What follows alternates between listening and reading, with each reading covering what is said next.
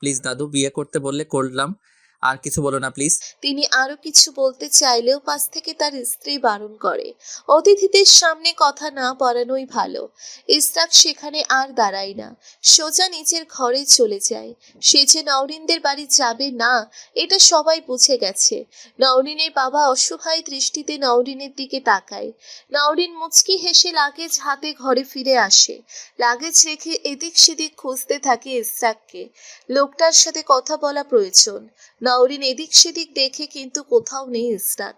একটু পরেই নওরিন সিগারেটের গন্ধ পায়। বারান্দা থেকে আসছে গন্ধটা।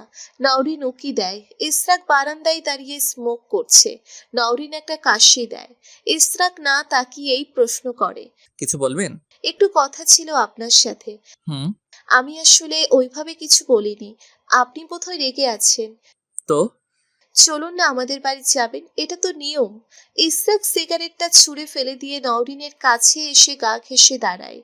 আমার সাথে থাকতে হলে আমি যা চাইবো তাই করতে হবে। বেশি পণ্ডিতই আমি ইস্টার শিখদের পছন্দ করি না।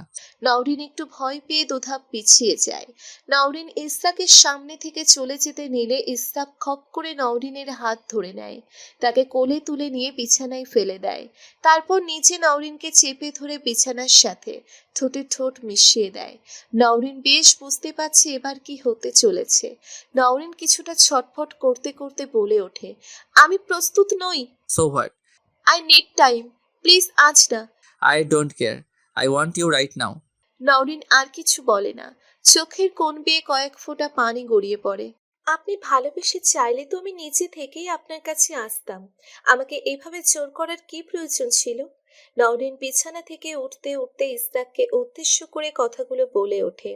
ইসরাক তখন চোখ বুজে উবু হয়ে শুয়ে আছে। আমি তো আপনাকে ভালোবাসি না, তাহলে ভালোবেসে কিভাবে চাইবো? আমি আপনার অধিকারের বাহিরে তো কিছু করিনি। অধিকার? হুম, অধিকার। আমি আপনার স্বামী, আমার সম্পূর্ণ অধিকার আছে আপনার উপর। আমি আপনার সাথে যা খুশি তাই করতে পারি।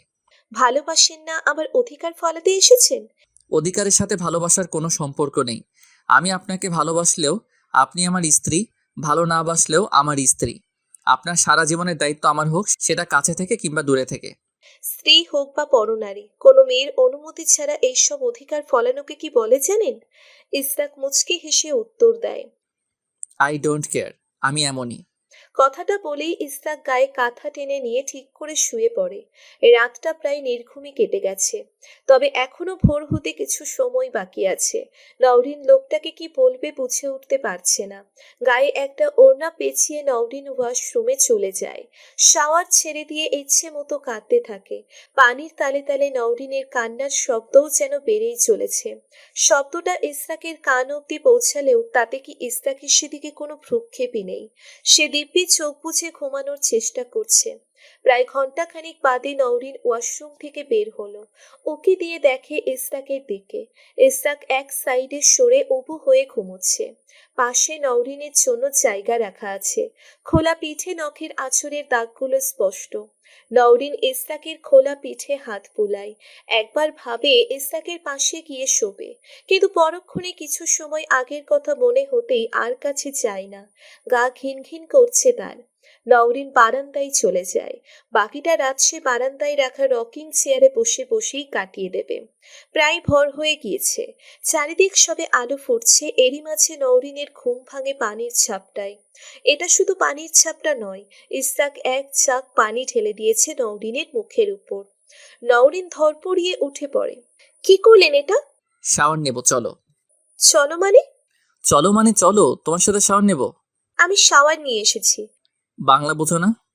কথাটা বলেই ইসরাক নওরিনকে কোলে তুলে নেয়।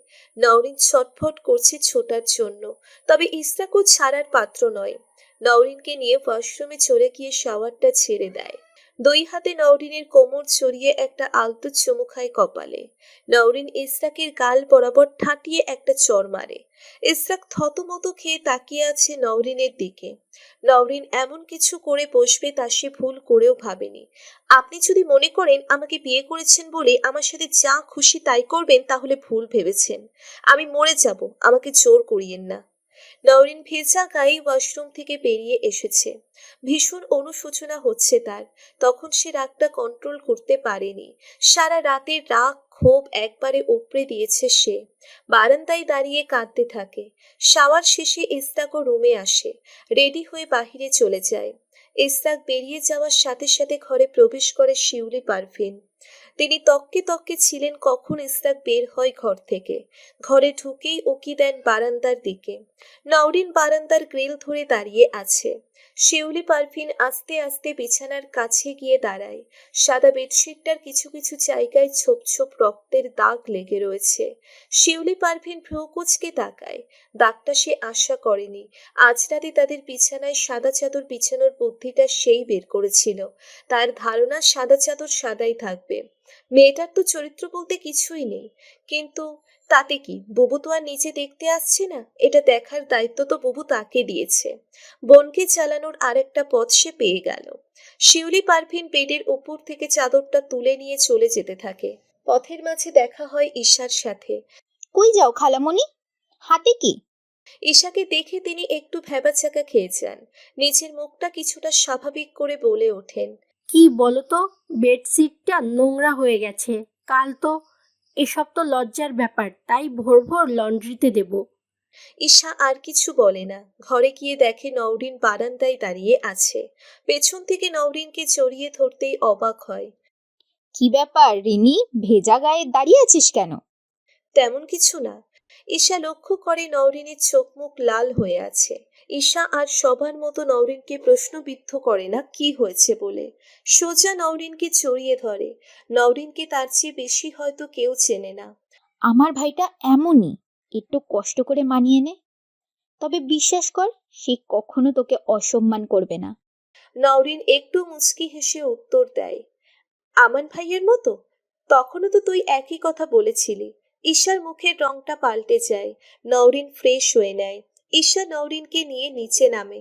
বিয়ের ধকলে বাড়ির কারোর সাথে ঠিক করে আলাপটাও হয়নি নওরিনের। ইসরাকের বাবারা 3 ভাই। ইসরাকের বাবা বড়। ইসরাকের মেজো চাচা চাচি একটা রোড অ্যাক্সিডেন্টে ছোটবেলাতেই মারা গিয়েছে।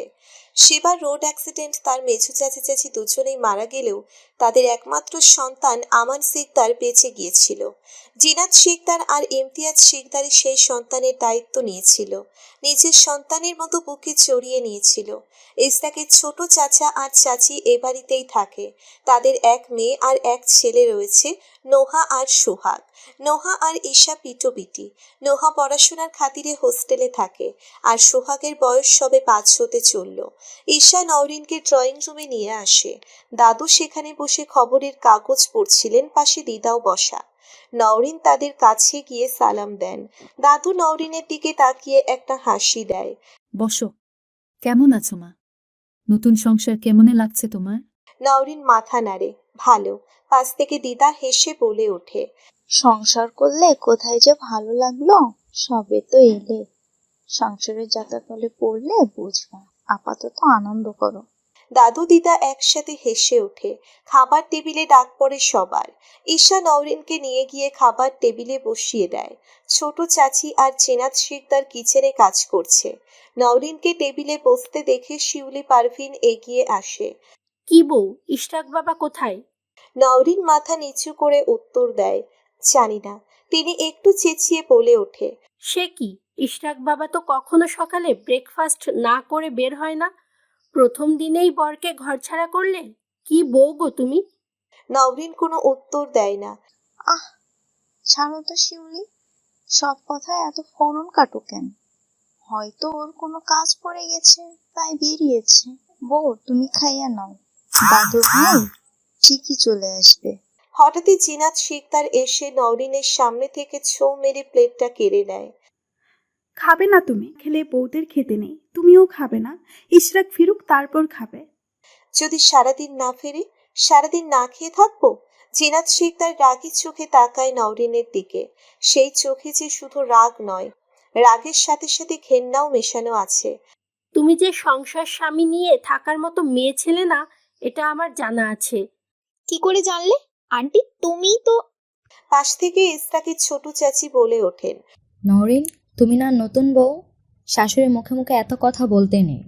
হ্যাঁ, সে হয়তো তোমার বন্ধুর মা, তুমি তাকে আগে থেকেই চিনো, কিন্তু আপাতত সে তোমার শাশুড়ি। তোমার ইসরাকের জন্য অপেক্ষা করতে হবে না, খেয়ে নাও। নওরিনের ভীষণ রাগ হচ্ছে। বহু কষ্টে তার রাগ কন্ট্রোল, চুপচাপ খাবার টেবিল ছেড়ে উঠে চলে যায় সে। পাশ থেকে শিউলি পারভিন বলে ওঠে, দেখেছো বুবু, মেয়ের দেমাগ, চরিত্র খুইয়ে এসেও দেমাগ কমেনি।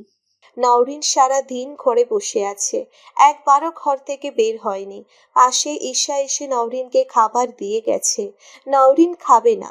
শ্বশুর বাড়িতে প্রথম দিনের তিক্ত কথায় তার পেট ভরে গিয়েছে। ঈশা সাদাসাদি করলেও সে জেদ ধরে বসে আছে, ইসরাক না আসা পর্যন্ত খাবে না। ঈশা জানে নওরিন বড্ড একগুঁয়ে, তার না কখনো হ্যাঁ হয় না।